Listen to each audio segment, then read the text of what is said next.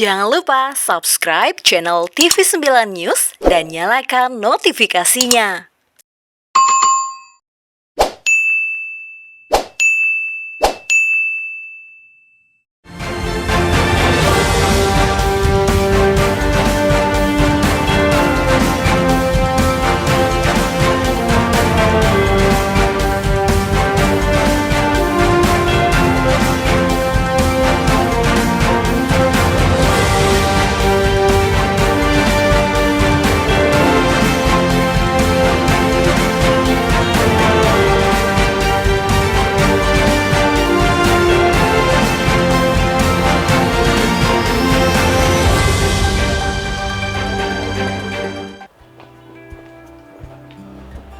Misi Pak, pagi. Mungkin ada yang bisa kami bantu? Kebetulan kita sudah ada janjian sama Bu Kasat. Oh, Bu Kasat? Iya. Ada di dalam. Oke, baik. Yang kami cek suhu tubuh dulu.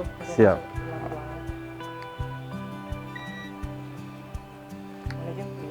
Oke, siap. Silakan cuci tangan dulu. Kami antar ke ruang pasien. Silakan. Baik.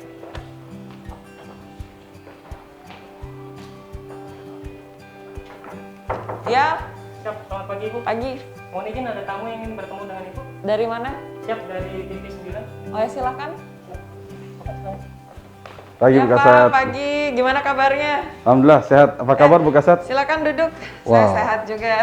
Kita ada apa-apa ini mengganggu aktivitas di kantor ya? Oh ya, nggak apa-apa. Kebetulan ini saya sudah baru selesai disposisi juga. Baik. Silakan, Kita Bu. ngobrol-ngobrol bentar Bu Kasat. Boleh, Baik. silakan.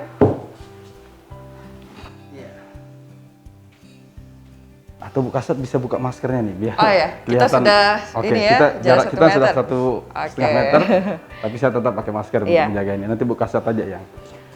Mirsa dimanapun Anda berada, saat ini saya sudah bersama Kasat Lantas Polres Lombok Barat. Kita sudah berada di ruang kerja beliau. Kasat Lantas Lombok Barat ini, Ibtu Rita Yuliana, belakangan atau hari-hari atau minggu-minggu ini sedang viral-viralnya di media sosial. Bahkan terakhir, yang sedang viral, beliau berbalas tweet dengan seorang legendaris musik Indonesia, Iwan Fals. Kita ingin banyak mengetahui, mungkin masyarakat di Kabupaten Lombok Barat ataupun di se-Indonesia ingin mengetahui siapa sebenarnya sosok Ibtu Rita Yuliana ini. Untuk itu, kita akan ngobrol bersama beliau nih. Bu Kasat, sehat ya? Alhamdulillah saya sehat. Senyumnya manis sekali Bu Kasat. Waduh, pagi-pagi ini sudah ini nih, ngegombal. Terima kasih. Bu Kasat, sebelum nanti kita banyak bicara kaitan dengan kegiatan Bu Kasat sebagai Kasat Lantas di Polres Lombok Barat ini, kita akan mengulas sedikit perjalanan karir Bu Kasat ini dari awal ataupun pendidikannya lah. Biar masyarakat tahu sebenarnya Bu Kasat ini siapa sebenarnya. Bu Kasat kalau kita lihat dari kecil Bu Kasat memang sudah ada cita-cita ya jadi polisi. Waktu kecil dulu cita-cita saya jadi seorang dokter. Oh, seorang dokter. Iya, seorang dokter. Ya namanya waktu saya kecil terlalu banyak keinginan gitu. Jadi pengen jadi dokter, pengen jadi artis gitu kan. Oke. Oh, sempat memang sudah ingin jadi artis. Iya, jadi rasa PD-nya itu udah ada sejak kecil Sejak gitu. kecil, oke. Kelahiran Lombok Timur Bu Kasat. Iya, saya kelahiran Lombok Timur. Berarti asli NTB dong? Iya, saya asli NTB, asli Sasak. Oke. Dari kecil sudah punya cita-cita ingin jadi dokter dan jadi artis. Kapan mulai timbul cita-cita untuk menjadi seorang polwan? Gitu? Timbul cita-cita untuk menjadi seorang polwan itu ketika dulu saya SMA kelas 2 ya. SMA di Lombok Timur juga? Iya, jadi saya SMA di Lombok Timur, di SMA 1 Pringgabaya ya, di Kecamatan Pringgabaya.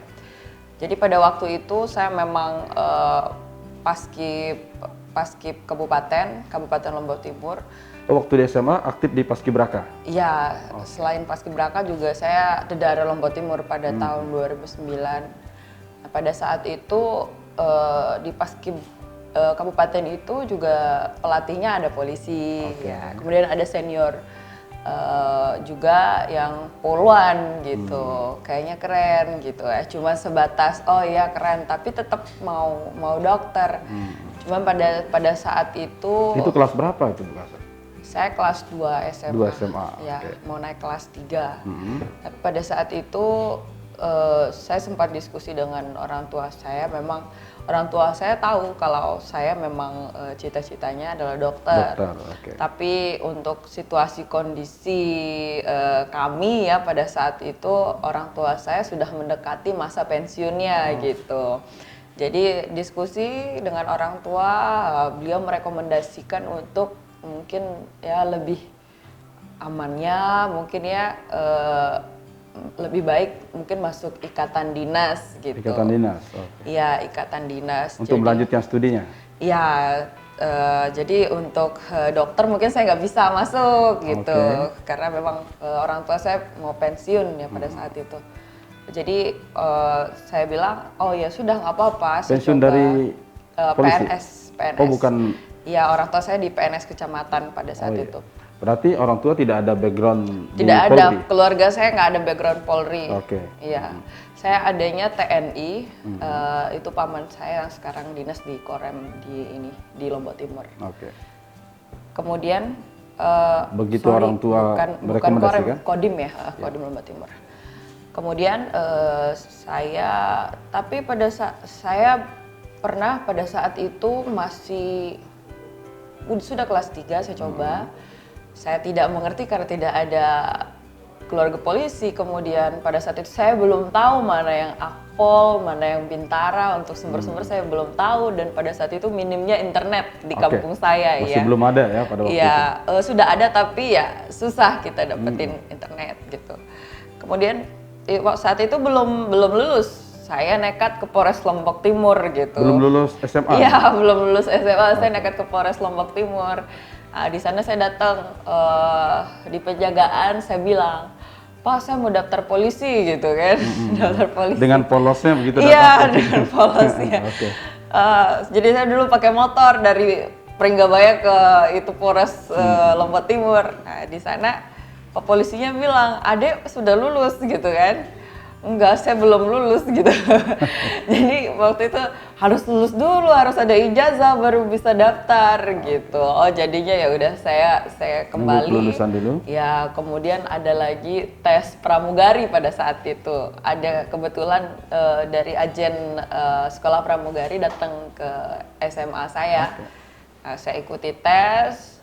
Saya coba gitu, yang penting saya itu dapat kerja gitu kan. Ya kerja yang sesuai dengan orang tua saya juga bilang yang penting pendidikan kemudian lulus. Penangkapan saya kayaknya pramugari juga bisa gitu. Tes dan alhamdulillah saya lulus sendiri di NTB gitu. Saya pramugari udara pada saat itu. Pulang saya bawa surat kelulusan, saya tunjukkan ke orang tua saya. Itu sekitar tahun berapa itu Bu? Kalau itu 2010. 2010. Ya. Saya tunjukkan ke orang tua saya, kemudian orang tua saya langsung nggak mau respon. Jadi ya sudah bilang lebih baiknya kamu coba IPDN aja gitu. Oh ya sudah, berarti. Artinya orang tua pada waktu itu tidak merestui untuk menjadi seorang pramugari? Iya, jadi katanya jauh gitu. Kan kalau IPDN itu kan ya bisa pulang kampung lah gitu. Kemudian pada saat itu saya lulus. Ada bukaan Akpol. Lulus dari PDN? Belum tes, maksudnya lulus SMA dulu ya. Oke. Lulus SMA, kemudian di situ ada penerimaan Akpol dan IPDN. Kebetulan waktunya sama gitu. Cuman orang tua saya itu lebih fokus mempersiapkan saya untuk IPDN gitu. Karena memang beliau kan di pemerintahan juga gitu. Jadi paham betul lah ya? Paham betul gitu. Pada saat itu saya ikut dua-duanya ya. Dengan waktu yang bersama, alhamdulillah di Polda NTB memaklumi kalau misalnya saya jadwalnya IPDN jam 2, berarti saya harus lebih dulu ini. Dan semuanya sih transparansi, jadi nilai kita diumumkan nih. Sekarang tes, nilai langsung keluar gitu. Dan pada saat itu memang kalau ke Polda saya nggak pernah dianterin sama orang tua saya, tapi kalau saya tes di IPDN pasti saya dianterin gitu. Artinya sebenarnya secara tidak langsung orang tua lebih memilih ya, IPDN dulu gitu. Karena memang kalau di kepolisian pertama kita tidak ada keluarga polisi, kemudian ya banyak juga kita dengar-dengar dari apa tetangga atau temennya orang tua memang tidak pernah ada pengalaman bilang wah akpol itu susah tuh gitu, itu tuh harus anaknya jenderal semua gitu. Tapi ya kalau saya pada saat itu saya mau coba gitu. Kebetulan saya coba, alhamdulillah waktu itu psikologi saya tinggi ya, kebetulan mulailah saya dikenal pada saat tes gitu. Di Polda waktu itu? Iya, di NTB? Polda NTB. Polda NTB, kemudian untuk pengumumannya duluan yang di IPDN? Akpol. Yang di Akpol? Iya, tapi saya selesai ngikuti semua proses, itu kan sistem gugur juga gitu. Oke. Terus kemudian saya lulus, saya harus berangkat ke Semarang, di sana tes lagi gitu. Dan ketika saya di Semarang, saya dapat informasi kalau misalnya saya itu lulus di PDN begitu. Jadi Bingung? nggak bisa bingung karena memang saya sudah memilih di Akpol gitu. Oke, artinya Bu Kasat secara tidak langsung sudah positif nih di Akpol. Iya gitu. Saya dengar kabar aja, dan itu pun kalau di PDN juga harus juga sepertinya seleksi lagi di Jatinangor, tapi ya untuk di wilayah NTB lulus gitu. Ketika sudah di Akpol, saya tes, alhamdulillah lulus juga gitu. Artinya begitu lulus di Akpol, sempat bingung tidak Bu Kasat? Karena dari awal cita-cita menjadi seorang dokter, ya secara tidak langsung kemudian jadi anggota Polri begitu. Oh ya, saya nggak bingung gitu, karena memang untuk masuk Akpol ya pilihan saya gitu. Setelah dari dokter ya, karena sudah diskusi dengan orang tua dan memang saya harus mantepin hati gitu. Ikatan dinas gitu kan, dan saya juga ya didukung lah gitu. Pada saat saya menerima kelulusan, alhamdulillah orang tua saya lanjutkan ya. Menurut saya ridho orang tua ya sangat penting bagi saya gitu. Itu sekitar tahun 2013-an Bu Kasat? Itu 2010. 2010 ya, jadi Akpolnya? Ya, pendidikannya sudah mulai. Oke. Setelah di Akpol berapa tahun? Di Akpol saya 3 tahun 3 tahun. Jadi perwiranya 2013 ya. Kemudian lanjut pendidikan S1 1 tahun 2014 selesai. Oke. Jadi yang selama 3 tahun itu dipadetin pada saat itu. Yang Akpol? Dipadetin, sudah dimasukkan pelajaran-pelajaran dari S1. Tapi 2013 memang kita dilatih jadi perwira. Kemudian untuk STIK, PTIK-nya pada saat itu domisili di Semarang gitu. Artinya ketika di Akpol itu Bu Kasat menikmati betul bahwa ternyata memang ingin menjadi anggota Polri itu secara tidak langsung, meskipun di awal-awal cita-citanya sebagai dokter juga merupakan panggilan jiwa, kayak passion lah begitu. Iya. Merasakan seperti itu nggak ketika waktu di Akpol Untuk itu? awal mungkin belum. Belum, di awal-awal. Karena basically pertama saya orangnya sangat malas olahraga gitu kan. Kemudian melihat budaya juga di sana memang keras gitu. Memang kita dilatih untuk seperti Disiplin, itu, gitu. disiplin begitu. Saya mengalami waktu untuk penyesuaian, tapi alhamdulillah 3 tahun ya saya bisa lewati gitu. Bisa lewati dan ternyata akhirnya menikmati begitu. Iya, menikmati. Oke, setelah Akpol baru kemudian dilantik sebagai perwira. Perwira 2013 saya dilantik di Surabaya pada saat itu. Lantik Surabaya langsung ditugaskan.